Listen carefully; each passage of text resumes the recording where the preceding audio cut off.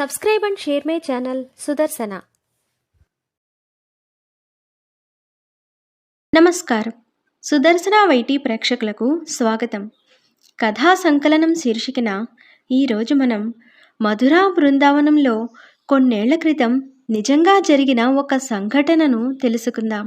ఇప్పటికీ ఆ సంఘటన ఆనవాళ్లు ఇంకా ఉంటాయి అక్కడ. ఒక పండితుడు తన పూరిగుడిసెలాంటి ఇంటి ముందు అరుగుపై కూర్చొని నిత్యం భక్తులకు పురాణం వినిపిస్తూ ఉండేవాడు. క్రమం తప్పకుండా భక్తితో భక్తుల నుండి ఏమీ ఆశించకుండా వినిపిస్తూ ఉంటే ఆ ప్రాంతం వారు చాలామంది వచ్చి శ్రద్ధగా వింటూ తన్మయం చెందేవాళ్ళు.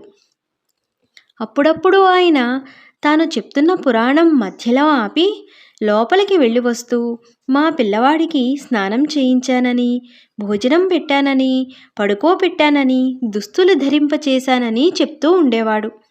ఇలా రోజూ జరుగుతూ ఉండేది.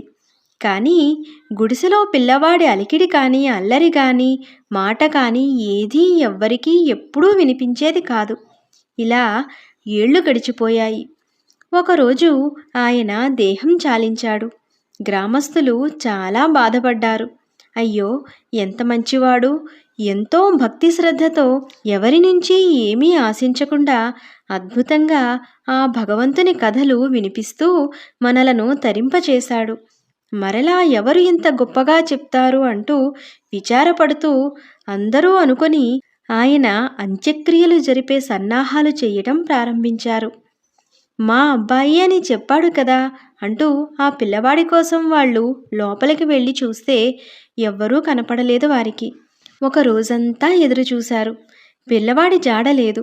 చివరకు వాళ్లే ఆయన మృతదేహాన్ని యమునా నది ఒడ్డుకు తీసుకువెళ్ళి మంచి గంధపు కట్టెలతో చితిని ఏర్పాటు చేసి ఇక నిప్పు పెట్టడానికి వాళ్లలో ప్రతి ఒక్కరూ నేను పెడతానంటూ పోటీ పడ్డారు.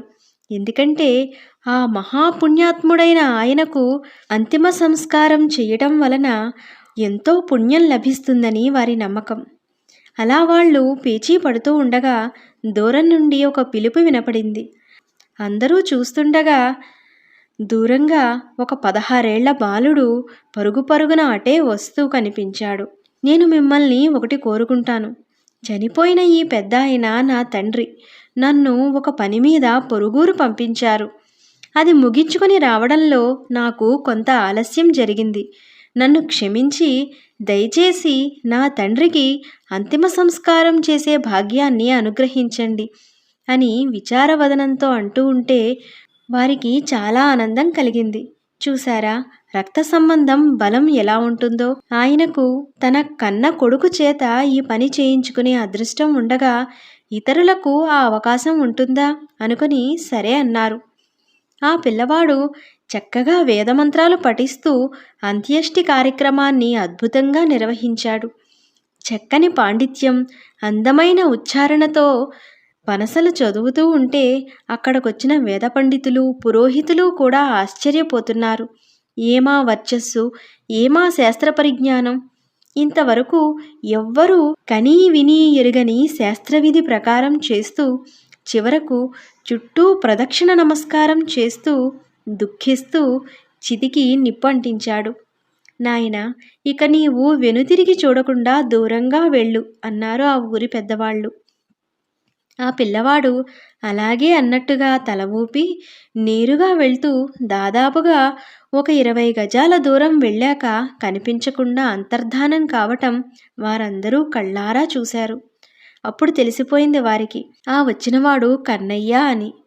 ఇన్నాళ్ళు విన్న భాగవత కథల పుణ్యమా అని ఆ శ్రీకృష్ణుని ఒక బాలుని రూపంలో ప్రత్యక్షంగా దర్శించే మహాభాగ్యం వారికి లభించింది కదా అనుకుంటూ ఆ బాలుడు నడిచిన నేలపై గల ధూళిని ప్రసాదంగా మహదైశ్వర్యంగా స్వీకరించారు వారంతా. ఇప్పటికీ ఆ ప్రదేశాన్ని పరమ పావనంగా, పవిత్రంగా భావిస్తూ పూజిస్తూ ఉంటారు అక్కడి బృందావన వాసులు. శ్రీకృష్ణుడు అదృశ్య రూపంలో కొలువై నెలవై భక్తుల పాలిట కల్పతరువుగా అక్కడ ఉంటున్నాడనడానికి నిదర్శనం ఈ నిజంగా జరిగిన కథ. మా అబ్బాయికి నిద్ర, ఆహారం, స్నానం ఏర్పాట్లు చేసి వస్తానని చెప్తూ శ్రీకృష్ణ భగవానుని తన కుమారునిగా భావిస్తూ అదే ధ్యాసలో అంతిమ శ్వాస విడిచిన ఆ మహానుభావునికి సాక్షాత్తు ఆ శ్రీకృష్ణుడే కొడుకు రూపంలో వచ్చి స్వయంగా కన్నతండ్రికి కొడుకు చేసినట్లుగా శాస్త్ర పద్ధతిగా అంత్యేష్టిని నిర్వహించాడు. అలా ఆ పరంధాముడే స్వయంగా అంతిమ క్రియలు చేయటం వాళ్ళందరూ చూశారు. భక్తుడు ఈ భవబంధాలను కోరుకోకుండా నేరుగా భగవంతునితో సంబంధ బాంధవ్యాలు పెట్టుకుని పంచుకుంటూ పెంచుకుంటూ ముక్తిని పొందాడు. ఈ రోజుల్లో కడుపున పుట్టిన కొడుకులు కూడా దూరంగా ఉంటూ తండ్రి ఆర్తితో పిలిచే పిలుపుకు కూడా అందకుండా ఉంటున్నారు, లేదా అసలు తండ్రి మాటను లెక్క చెయ్యకుండానే ఉంటున్నారు. కానీ ఆ పరమాత్ముడు మాత్రం తనను నమ్మిన భక్తుని సదా సంరక్షిస్తూ అతని యోగక్షేమాలు స్వయంగా చూసుకుంటాడు. ఇలా భగవంతునికి భక్తునికి ఉండే సంబంధం మాటలకు, ఊహకు, చేతలకు కూడా అందదు. భావాగ్రాహి జనార్దన అంటే భక్తుని అంతరంగంలో కదిలే భావాలను ఆ జనార్దనుడు సదా గ్రహిస్తూ ఉంటాడు. ఆ ప్రేమానుబంధం అనిర్వచనీయం, అద్భుతం కూడా.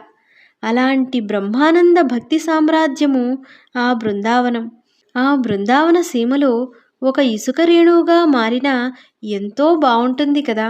నిత్యం అక్కడే సంచరించే సాక్షాత్తు ఆ రాధాకృష్ణుల మృదువైన పాదములు శుతిమెత్తగా తాకుతూ ఉండగా కలిగే ఆ పరమానందాన్ని, ఆ అఖండ ఐశ్వర్య విభూతి వైభవాన్ని ఎల్లవేళలా అందించమని ఆ నల్లనయ్యను కోరుకుందాం. ఓం నమో వాసుదేవాయ. మరొక మంచి అంశంతో మళ్ళీ కలుద్దాం. నమస్కారం. Subscribe and share my channel Sudarsana.